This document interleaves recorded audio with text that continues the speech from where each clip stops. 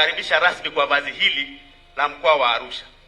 Lakini la pili, tunajua unapambana na maadui wavivu, wazembe.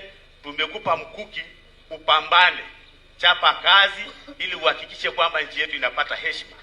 Lakini kuna maadui wasioona kazi anayofanya Mheshimiwa Rais wetu na kazi unayofanya wewe mtendaji mkuu. Hii ni ngao ya kuzuia. Wewe unajua, tuna habari, tunakujua, unazuia alafu unapiga, unazuia unapiga.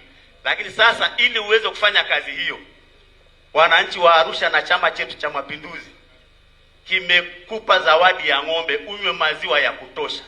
Ng'ombe yule yuko pale ni Asha, ana mimba na sasa yuko pale, tutataka umuone baadaye, tukifurahi sana ili tukukabidhi, na hii ni ishara kwa mila zetu kwamba, lakini si ng'ombe yuko pale, sio kamba.